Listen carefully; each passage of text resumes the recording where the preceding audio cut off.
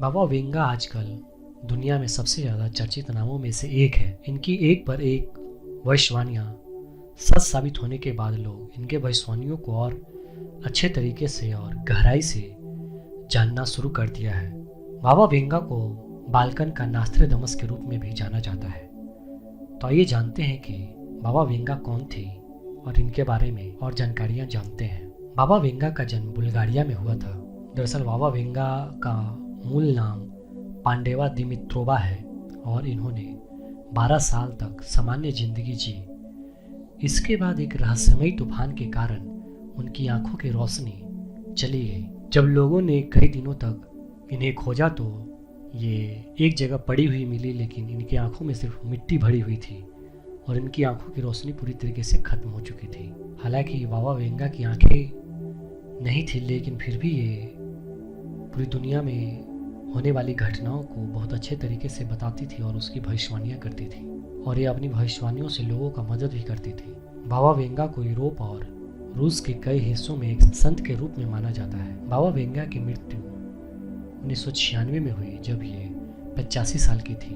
बाबा Venga ने अपने जीवन काल में करीब 100 से भी ज़्यादा भविष्यवाणियाँ की हैं और सबसे आश्चर्य की बात तो ये है कि इनकी अधिकतर जो भविष्यवाणियाँ थी वो सच साबित हुई। इन्होंने कई तरह की भविष्यवाणियाँ की, जैसे सुनामी से संबंधित, ISIS आतंकी संगठन से संबंधित, 9/11 जो अमेरिका में हमला हुआ उससे संबंधित। इसके अलावा इन्होंने यहाँ तक की भविष्यवाणियाँ कर दी थी कि 2004 में सुनामी आएगा और अमेरिका में एक अमेरिकी मूल का व्यक्ति अमेरिका का राष्ट्रपति बनेगा, जो कि बराक ओबामा बने थे। और इन्होंने अरब देशों से संबंधित भी कई भविष्यवाणियाँ कर चुकी हैं, जिसमें इन्होंने बताया था कि मिडिल ईस्ट में कई देशों में संघर्ष शुरू हो जाएगा, लोग आपस में लड़ाई झगड़ा करना शुरू कर देंगे, जिसमें हजारों से लाखों लोगों का जान जाएगा।